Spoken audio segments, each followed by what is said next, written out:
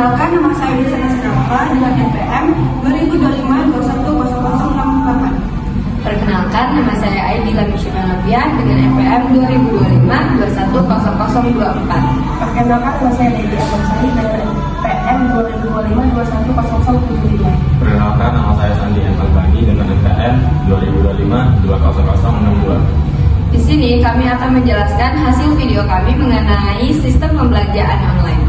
Selamat menyaksikan.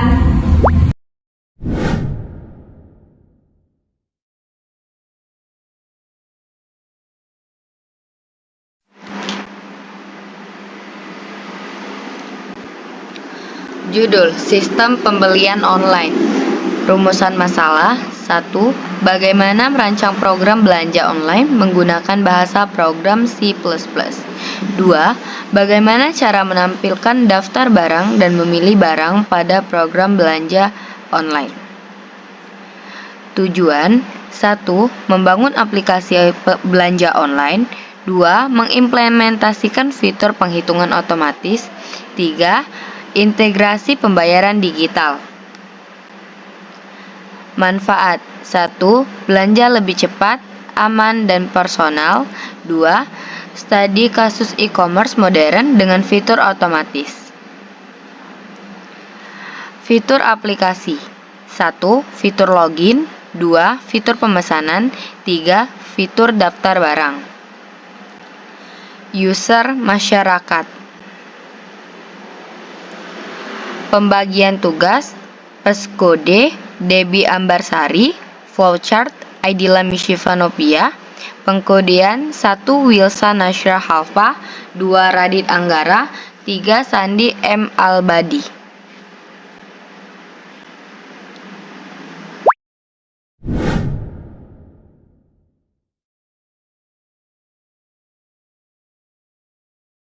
Pada video ini, saya akan menjelaskan alur pseudokode dari sistem pembelanjaan online. Sebelum mulai video ini, tujuan dari pseudokode ini adalah untuk menghitung total belanja pelanggan. Pertama, program sistem dimulai dengan proses mulai, kemudian dilakukan deklarasi variabel yang digunakan untuk menyimpan data pengguna seperti nama, alamat, email, dan nomor telepon, serta variabel untuk pilihan barang, jumlah, dan harga. Setelah itu, sistem melakukan inisialisasi array barang yang berisi daftar nama barang dan harga masing-masing produk, seperti baju kaos, kemeja pria, celana jeans, tas kulit, dan jas hitam. Selanjutnya, sistem menampilkan pesan selamat datang di toko kami dan meminta pengguna untuk mengisi data diri sebelum melakukan pemesanan. Pengguna kemudian memasukkan nama, nomor telepon, alamat, dan email. Berikutnya, sistem menampilkan daftar barang beserta harganya. Pengguna diminta untuk memilih barang berdasarkan nomor dan menentukan jumlah barang yang ingin dibeli. Sistem akan melakukan pengecekan kondisi. Jika nomor barang yang dipilih lebih dari 5, maka sistem menampilkan pesan bahwa nomor pesanan tidak valid. Namun, jika pilihan valid, sistem akan mengambil nama dan harga barang dari array sesuai dengan pilihan pengguna. Kemudian, sistem menghitung total harga dengan mengkalikan harga barang dan jumlah pembelian. Setelah itu, sistem menampilkan detail pesanan, mulai dari data diri, pengguna, nama barang, harga satuan, jumlah pembelian, hingga total pembayaran. Pada tahap terakhir, sistem menanyakan konfirmasi pembelian. Jika pengguna mengetikkan iya, maka sistem menampilkan pesanan pembelian berhasil. Namun, jika tidak, sistem menampilkan pesan pembelian gagal. Akhirnya, program diakhiri dengan proses selesai. Demikian penjelasan pseudokode sistem pembelanjaan online. Terima kasih.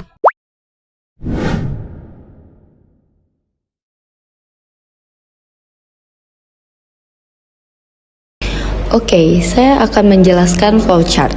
Simbol yang tertulis start ialah awal dan akhir dalam menjalankan program. Setelah itu, kita akan masukkan dengan tulisan mulai. Lalu, tambahkan simbol preparation. Ketik deklarasi variabel dengan string nama, alamat, Gmail, beli. Lalu, interval telepon, jumlah, harga. Tambahkan simbol input atau output data. Mulai, ketik masukkan nama, masukkan alamat, masukkan Gmail, masukkan telepon, masukkan daftar harga. Terdiri dari 5 daftar harga. Pertama, tampilkan 1 baju kaos t-shirt.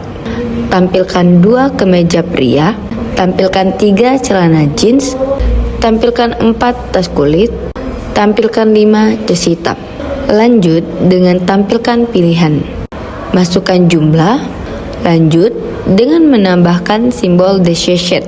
Ketik lebih besar sama dengan 5, maka tampilan pesanan tidak valid. Masukkan kembali simbol preparation. Ketik deklarasi array, string nama barang, integer harga barang. Input data dengan tampilkan detail pesanan. Tampilkan nama, tampilkan telepon, tampilkan alamat, tampilkan Gmail, tampilkan nomor pesanan. Input data, tampilkan harga pesanan. Masukkan beli. Tampilkan simbol decision, ketik beli sama dengan ya. Lalu, input data, tampilan pembelian berhasil. Selanjutnya, tambahkan kata tidak di simbol garis alir. Lalu, input data, tampilkan pembelian gagal. Tambahkan simbol start untuk akhir program dan selesai.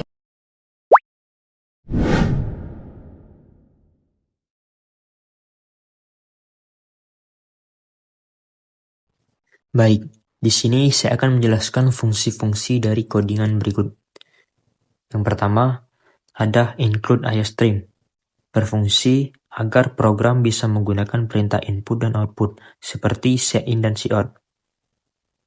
Lalu yang kedua, ada using namespace std, berfungsi supaya tidak perlu menuliskan std setiap kali menggunakan cout dan cin.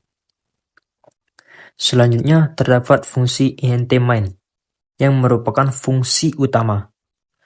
Program C++ akan dijalankan pertama kali dari fungsi ini.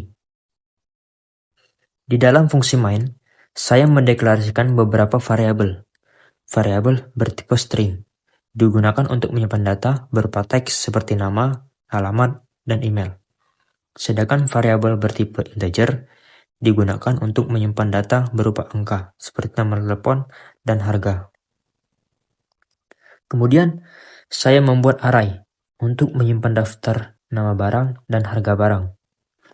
Array digunakan agar data barang bisa dikelola dengan lebih rapi dan mudah dipanggil berdasarkan indeks. Setelah itu, program menampilkan tampilan awal berupa sambutan tokoh. Perintah cout digunakan untuk menampilkan teks ke layar, dan endline digunakan untuk membuat barisan baru. Selanjutnya, program meminta pengguna untuk mengisi data diri, dimulai dari nama. Di sini saya menggunakan getLine, agar pengguna dapat memasukkan nama lebih dari satu kata. Kemudian, program meminta nomor telepon. Karena nomor telepon berupa angka, maka saya menggunakan tipe data integer dan input dengan cin. Setelah itu, program meminta alamat dan email pengguna. Keduanya menggunakan getLine, agar input bisa berupa kalimat panjang. Bagian ini berfungsi untuk menampilkan barang beserta harga ke layar.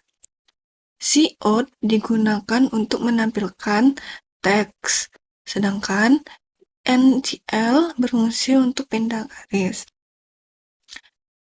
Lalu program ini meminta pengguna untuk memilih nomor barang yang ingin dipesan. Input pengguna disimpan dalam variabel pilihan. Bagian ini Meminta pengguna untuk memasukkan jumlah barang yang dipesan, lalu menyimpannya ke variabel jumlah. If digunakan untuk mengecek jika nomor pesanan lebih dari 5, maka program akan menampilkan pesan nomor pesanan tidak valid. Ini bertujuan untuk mencegah input yang tidak sesuai dengan daftar yang tersedia. Selanjutnya saya akan masuk ke bagian detail pesanan. Program ini berfungsi untuk mengambil nama barang dan harga barang dari data array di atas. Hal ini bertujuan agar informasi barang yang ditampilkan sesuai dengan pesanan yang dipilih. Selanjutnya, program menampilkan detail pesanan dengan format yang rapih menggunakan garis seperti ini. Setelah itu, program menampilkan beberapa informasi pribadi seperti nama, nomor telepon, alamat, dan Gmail. Program kemudian menampilkan informasi pesanan mulai dari nomor pesanan, harga pesanan, dan banyak pesanan. Setelah semua data ditampilkan, program menghitung total harga dikali jumlah, sehingga pengguna dapat mengetahui total biaya yang harus dibayarkan. Pada tahap akhir, program meminta konfirmasi kepada pengguna apakah pengguna ingin membeli atau tidak. Jika pengguna memilih ya, maka pembelian akan berhasil. Dan jika pembeli memilih tidak, maka pembelian gagal. Pada tahap awal, pengguna disuruh mengisi nama, nomor telepon, alamat, dan Gmail. Selanjutnya, program menampilkan daftar barang mulai dari baju kaos sampai jas hitam. Lalu pengguna akan menginput nomor pesanan dan banyak pesanan. Selanjutnya, program menampilkan detail pesanan mulai dari nama hingga total harga. Lalu pengguna akan disuruh memilih menginput ya atau tidak. Jika pengguna menginput ya, maka program akan menampilkan pembelian berhasil. Jika tidak, maka akan sebaliknya.